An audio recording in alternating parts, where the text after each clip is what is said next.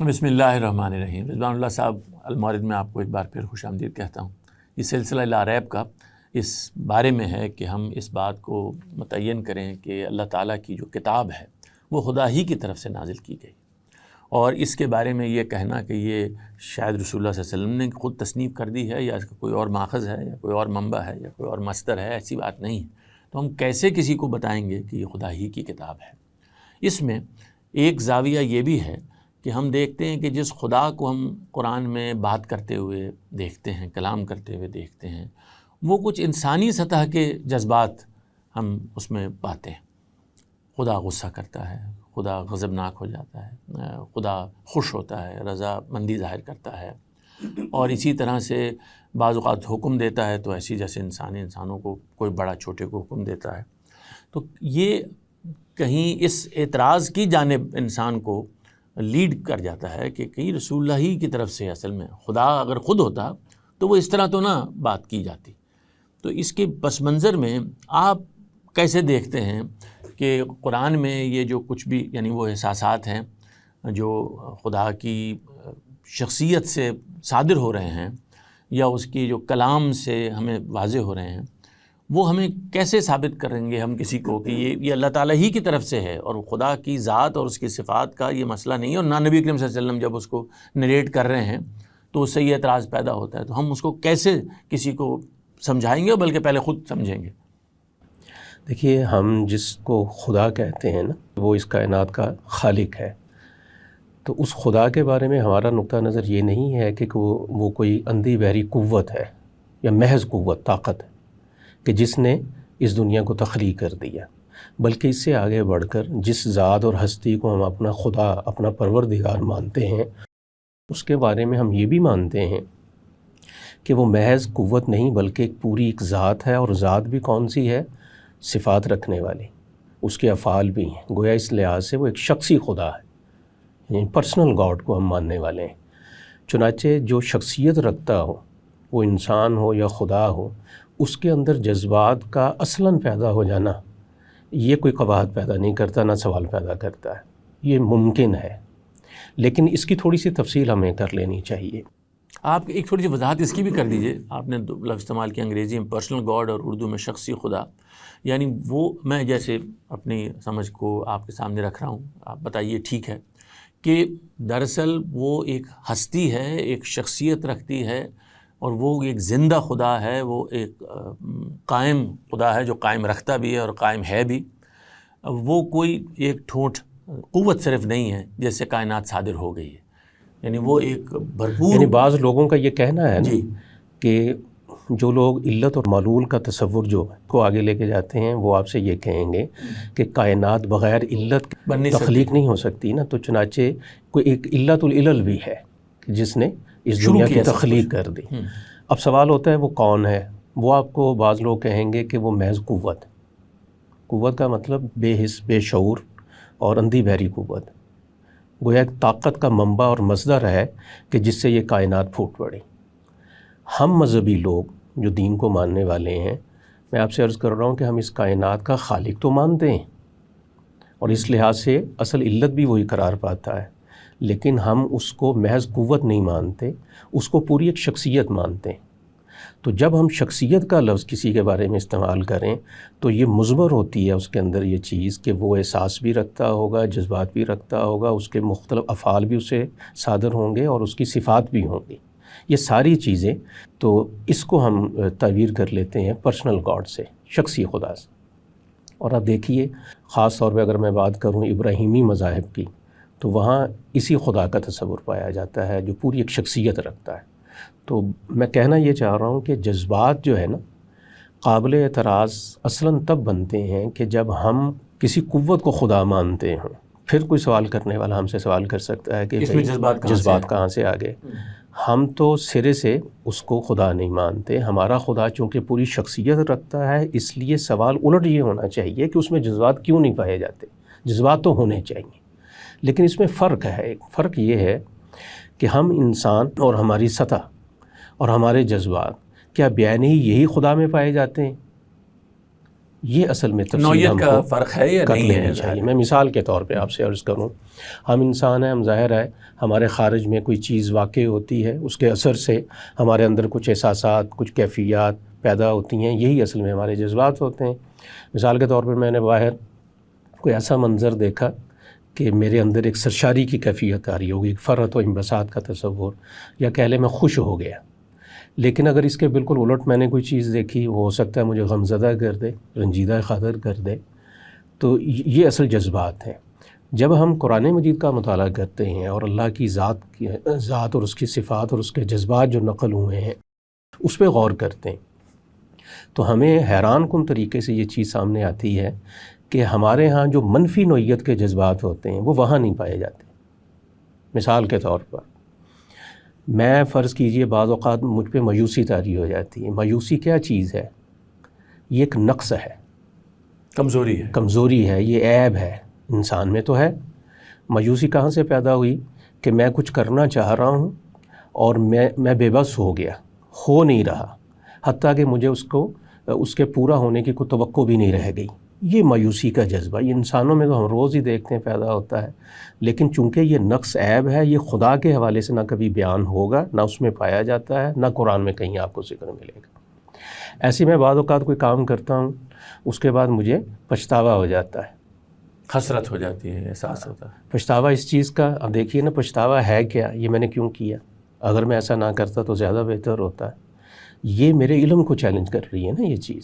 تو اللہ تعالیٰ تو بہت کامل علم رکھنے والے ہیں، چنانچہ وہاں کبھی بھی یوں نہیں ہوگا کہ وہ ایک کام کریں پھر بعد میں وہ یہ کہیں میں نے یہ کیوں کیا.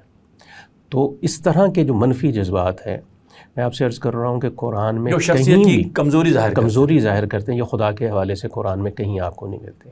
بلکہ آپ دیکھیں نا تورات میں کتاب پیدائش کے اندر اسی طرح کا ایک منفی جذبہ بیان ہوا ہے. پیدائش کے بعد سلسلے میں جو چھٹے دن آرام کیا اس نے نہیں، وہ تو آپ کہہ لیں نا کہ جسمانی ایک عارضہ ہے. نہیں، جذبہ ایک ہے نا. جیسے وہ کتاب پیدائش میں بیان ہوا کہ اللہ تعالیٰ نے انسان کو تخلیق کیا، پھر اس سے جب بدی سرزد ہوئی تو اس کو وہ پیدا کرنے سے ملول ہوا کا مطلب غمزدہ ہوا اور اس کو پچھتاوا ہوا کہ یہ کام میں نے کیوں کر لیا. تو قرآن اس طرح کی کوئی بات نہیں کرے گا. وہ انسانوں سے صادر ہونے والی جو برائیاں ہیں، بدیاں ہیں، ان کا ذکر تو بہت کرے گا، لیکن کبھی یہ نہیں کہے گا کہ یہ اصل میں خدا کی طرف سے یہ کوئی پچھتاوا ہوا یہ کام کر کے. بلکہ اس کے الٹ وہ آیت پڑھیے نا، ایک جگہ فرمایا ولا یخاف عقباہ، اس کو وہ پچھتاوے نہیں ہوتے، اس کو اس طرح کی کوئی چیز نہیں ہوتی.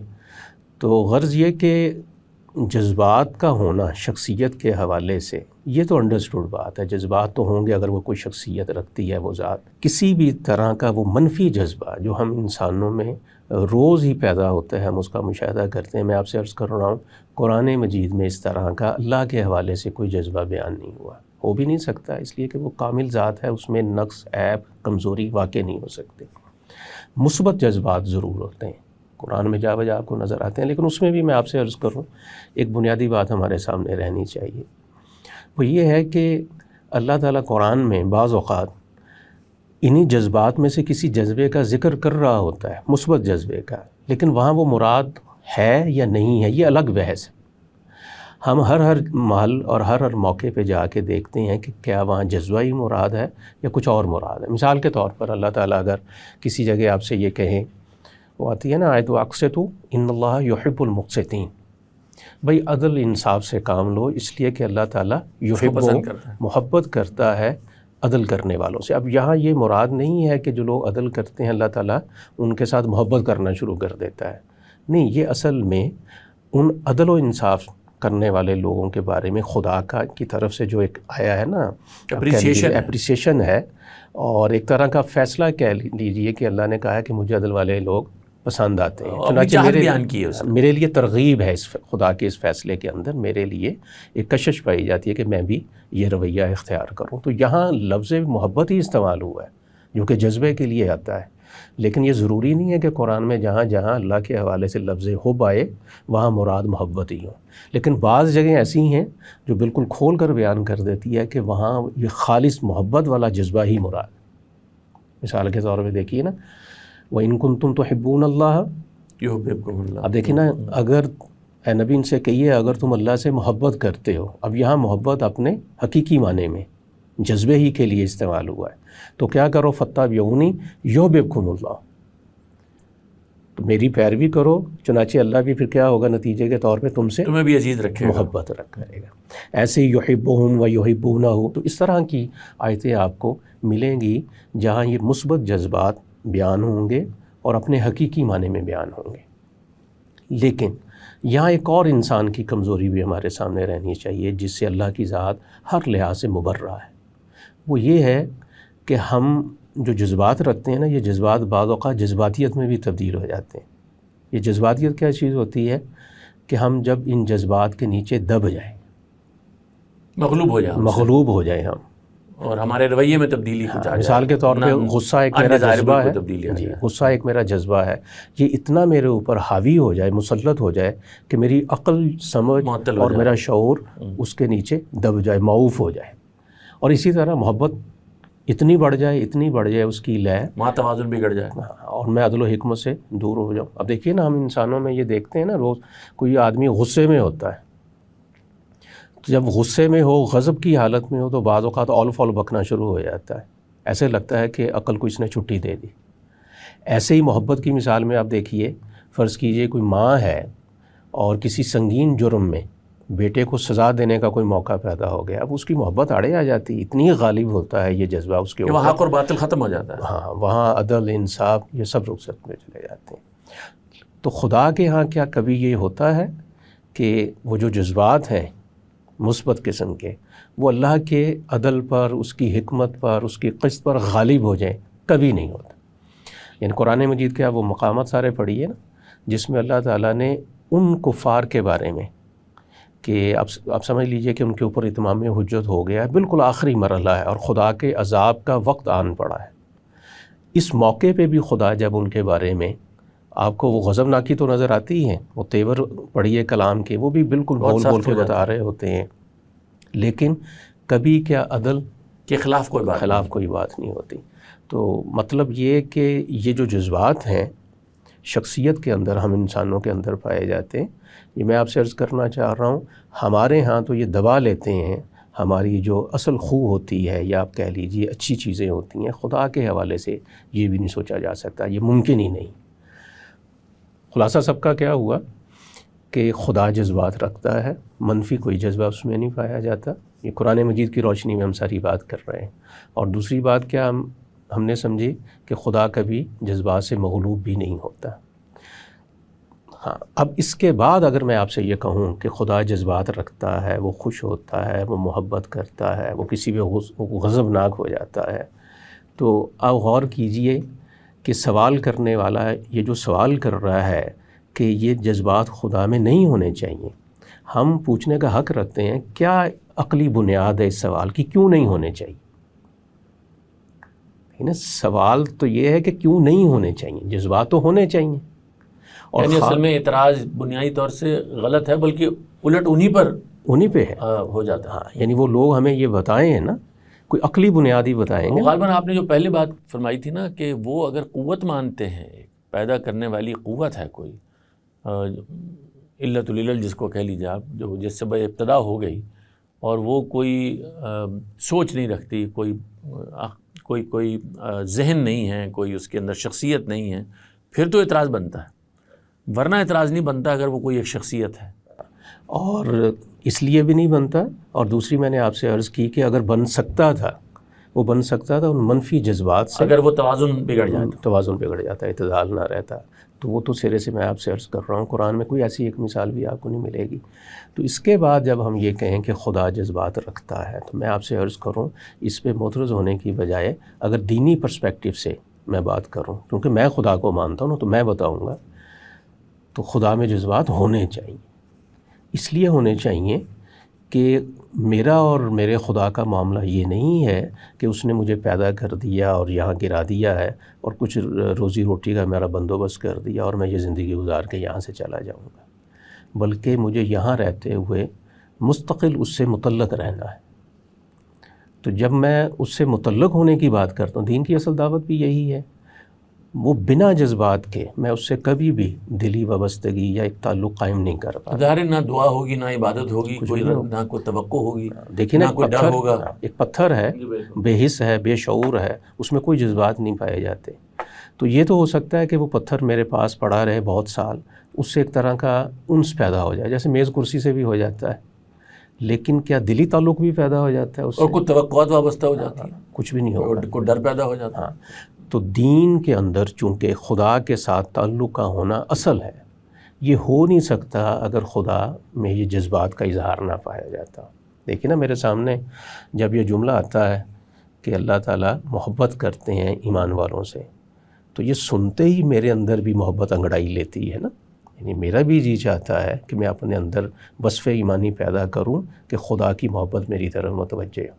میں جب یہ آیتیں پڑھتا ہوں کہ اللہ فلاں کفر کرنے والے اور سرکش آدمی کے اوپر غضبناک ہوا، تو میں بھی کانپ جاتا ہوں یہ سوچ کے، اور میں کہتا ہوں کہ نہیں، میرے اندر وہ خصلت نہ پیدا ہو جائے کہ میرے اوپر بھی خدا کا کل کو غصہ یا غضب بڑھ کے. اور دوسری بات جو آپ نے اشارہ کیا، بہت مناسب اور بہت بنیادی بات، کہ جب ہم دعا میں اللہ تعالیٰ سے ایک طرح کے ہم کلامی ہو رہے ہوتے ہیں، تو وہ کیفیت اس خدا کے بارے میں دعا کے اندر وہ پیدا نہیں ہوتی جو بالکل بے حس ہو، جذبات سے آری ہے.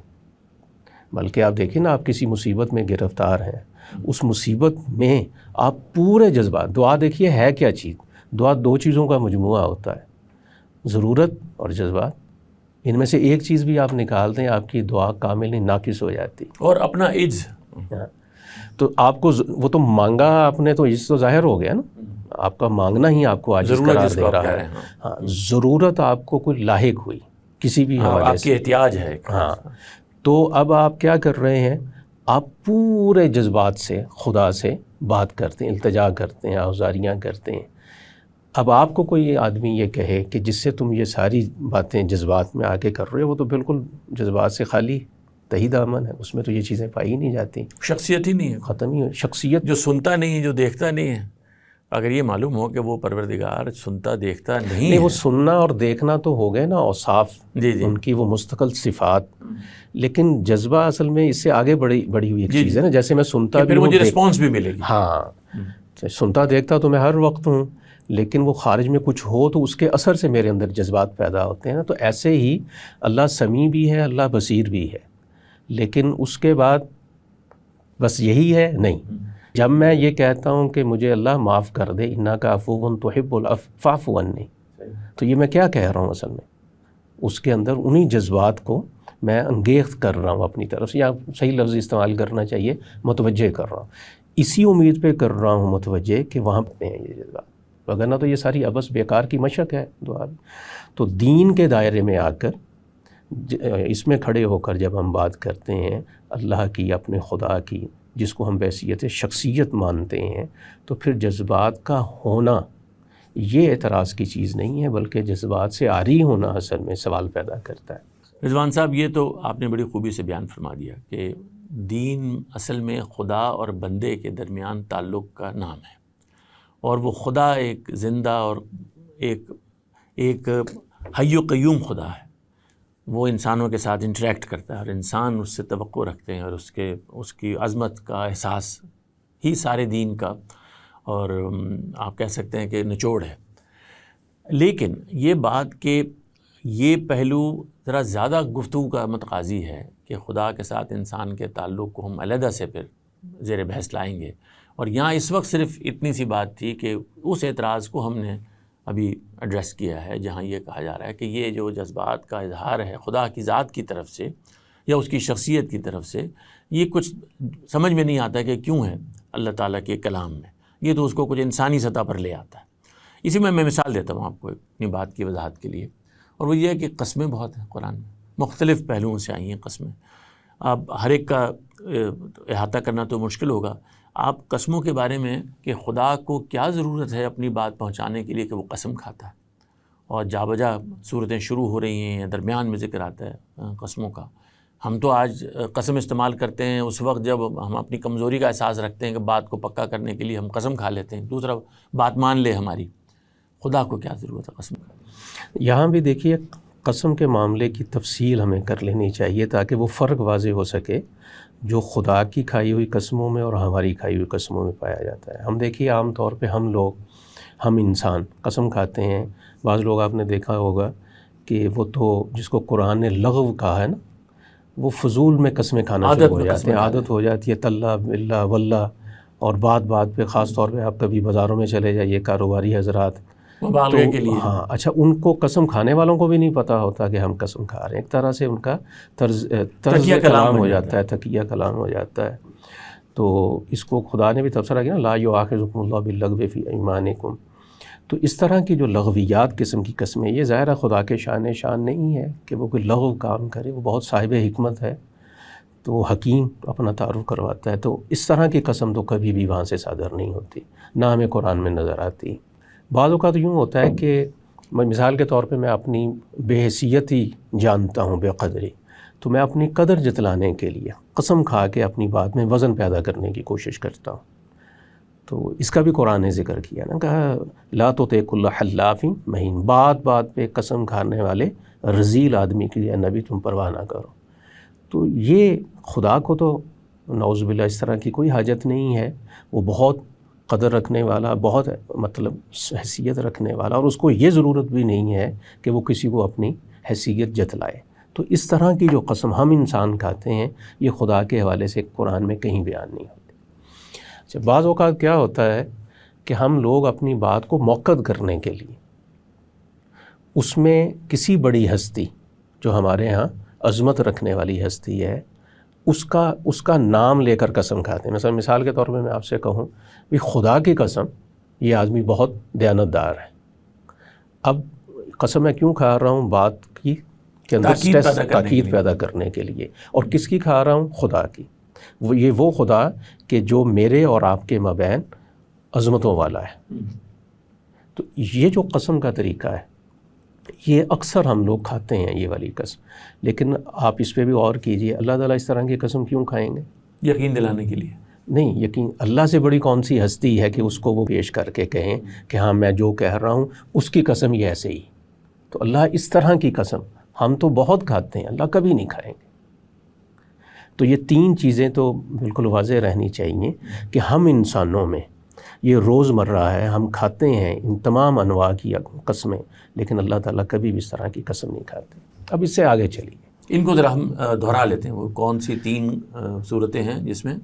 پہلی یہ کہ لغویات قسم کی کوئی قسم ہم نہیں کھائیں گے کہ فضول میں میرا ایک محاورہ بن چکا ہو روز مرہ اور میں قسمیں ہی کھاتا چلا جاؤں، ایسی کوئی ایک چیز بھی آپ کو بطور مثال قرآن میں نہیں مل سکتی۔ یہ کمزور کردار کی نشانی ہے۔ ہاں، دوسری چیز یہ کہ میں ہوں تو بے وقت، بے حیثیت، اور میں اپنی حیثیت بڑھانے کے لیے اور لوگوں کو جتلانے کے لیے قسمیں کھانا شروع کر دوں، یہ ظاہر ہے ابھی خدا کے حوالے سے تو سوچا بھی نہیں جا سکتا۔ تیسری چیز یہ ہے کہ میں اپنے سے بڑی شخصیت کا حوالہ دوں جو میرے ہاں بڑی عظمت رکھتی ہے، اور اس کی قسم کھا کے اپنی بات مقسم علیہ بیان کروں۔ تو اللہ سے بڑھ کے کون ہے؟ کون بڑی ہستی ہے؟ تو اللہ اس طرح کی تینوں قسموں میں سے کوئی قسم کبھی نہیں کھائے گا۔ لیکن یہی جو قسمیں ہم کھاتے ہیں نا، اب اس پہ غور کیجئے، بعض اوقات اسی قسم میں ایک خاص مفہوم پیدا ہو جاتا ہے۔ مثال کے طور پہ میں آپ سے کہوں،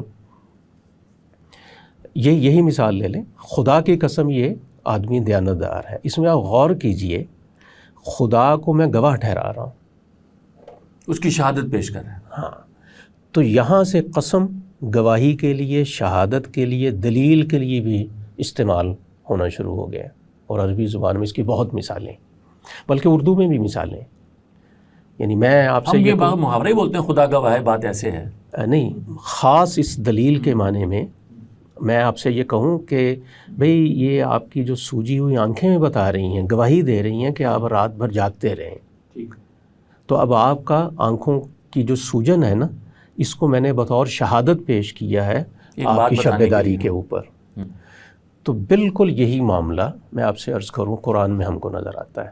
اللہ تعالیٰ کیا کرتے ہیں، بعض اوقات بعض مقاصد کے پیش نظر کچھ چیزوں کی قسمیں کھاتے ہیں دلیل کے طور پر، شہادت کے لیے اور بطور گواہی ان کو لانے کے لیے یہ قسم کھائی جا رہی ہوتی ہے۔ یعنی یہ قسم ان تینوں قسموں میں سے کسی کی قسم کی نہیں ہوتی، بلکہ اپنی بات کو موقت کرنے کے لیے، آرگو کرنے کے لیے قسم کھائی جاتی. اور کم و بیش آپ کہہ لیجئے قرآن میں ساری قسمیں اسی ذیل میں، اسی طرح کی، اسی نوع کی، اور یہ تو ہونی چاہیے. یہ اس لیے کہ قرآن مجید ہدایت کی کتاب ہے. وہ اپنا مدعا و پیغام جب لوگوں کے سامنے پہنچاتا ہے قرآن، تو اس کو آرگو کرنا ہوتا ہے، دلائل دینے ہوتے ہیں. وہ دلائل اس کے انفسی بھی ہوتے ہیں، آفاقی بھی ہوتے ہیں، عقلی بھی ہوتے ہیں، فطرتی بھی ہوتے ہیں، تجرباتی اور مشاہداتی بھی ہوتے ہیں. وہ ان تمام چیزوں کا حوالہ دے رہا ہوتا ہے. یہ جو حوالہ ہے اپنی بات کو ثابت کرنے کے لیے، اس کو بھی عربی زبان میں قسم کہا جاتا ہے. دیکھیں نا، اس کی بڑی مثالیں ہیں قرآن میں. کوئی چھوٹی سی مثال اگر فرض کیجیے، والتین والزیتون ہے جیسے. ہاں، اب دیکھیں نا، یہی والتین والزیتون. اب یہ یوں نہیں ہے کہ کچھ چیزیں ہیں یہ اور وہ بہت اہمیت رکھنے والی ہیں، چنانچہ اللہ تعالیٰ نے اپنی بات میں تاکید پیدا کرنے کے لیے انجیر اور زیتون کی قسم کھا لی. نہیں، یوں نہیں. کبھی تفصیل سے پھر ہم انشاءاللہ بات کریں گے کہ یہ اصل میں مقامات ہیں، کچھ جگہیں ہیں جن کو اللہ تعالیٰ نے بطور شہادت یہاں پیش کیا ہے، اس بات کو بتانے کے لیے جو آگے کہی جا رہی. جیسے مثال کے طور پہ کہا نا، یہ وَالضُّحَىٰ وَاللَّيْلِ إِذَا سَجَىٰ. ضحیٰ مطلب وہ چاشت کا وقت جب دن پورا کھل جائے، اور اس کے بالکل برعکس دوسرا وقت وَاللَّيْلِ إِذَا، وہ رات جب کہ وہ بالکل چھا جائے. اب یہ دو اوقات ہیں، کبھی دن کا آنا، کبھی رات کا آنا. ان کو بطور گواہی، دلیل، شہادت پیش کیا ہے اگلی بات بیان کرنے کے لیے. وہ اگلی بات کیا ہے؟ مَا وَدَّعَكَ رَبُّكَ وَمَا قَلَىٰ. یعنی اے نبی، آپ کی زندگی میں ظاہر ہے گرم سرد حالات آ رہے ہیں، کبھی آسانیاں بھی ہوتی ہیں، کبھی بہت سارے مسائل بھی اور مصائب بھی درپیش ہوتے ہیں آپ کو. تو یہ اصل میں کیا ہے؟ اس کائنات کی فطرت ہے. کبھی دن وَالضُّحَىٰ وَاللَّيْلِ إِذَا سَجَىٰ. تو قرآن مجید میں دیکھیں، سوال جہاں سے آپ کا پیدا ہوا وہ یہ کہ قرآن میں جو قسمیں ہیں وہ اس طرح کی انسانی سطح کی قسمیں نہیں ہیں کہ جس سے خدا کی ذات کو مبرہ ہونا چاہیے. نہیں، یہ تو دلائل ہیں، آرگومنٹس ہیں، شہادتیں ہیں، اور قرآن کے اندر اس کو ہونا چاہیے اپنی بات کے اس بات کے لیے. لیکن قرآن گواہی والی قسم زیادہ تر کھاتا ہے جس میں وہ کوئی مقدمہ پیش کرتا ہے جو اس قسم کے بعد آنے والا ہوتا ہے. ذرا یہ ظاہر ہے کہ پھر ہم کو موقع بموقع سمجھنے کی ضرورت ہوگی. آپ نے مختصر تو اشارہ کر دیا، لیکن یہ اگین وہ پہلو ہے کہ بہت سی چیزیں مشترک ہوتی ہیں انسانوں میں اور خدا میں، لیکن نوعیت کا بنیادی طور سے بہت فرق ہوتا ہے. اور اس کو ملحوظ رکھنا چاہیے، کیونکہ جس طرح انسان شعور رکھتے ہیں اور زندہ ہیں، اسی طرح خدا بھی زندہ ہے اور شعور رکھتا ہے، لیکن نوعیت کا زمین آسمان کا فرق ہے، بلکہ یہ اس فرق ہم بیان نہیں کر سکتے. لیکن اس سے وہ خدا ہمارے ساتھ متعلق ہوتا ہے، اور ہماری ساری جو اس سے وابستگیاں ہیں اور توقعات ہیں اور جو ہمارا اس کے ساتھ احساس ہے وہ باقی رہتا ہے. اگر یہ نہ ہو تو پھر اصل میں وہ کچھ ہوگا ہی نہیں جو خدا ہم سے چاہتا ہے. یہاں وقت ہمارا مکمل ہو گیا. کچھ اور باتیں ہیں انشاءاللہ وہ اگلے ایپیسوڈ میں کریں گے. بہت شکریہ جناب.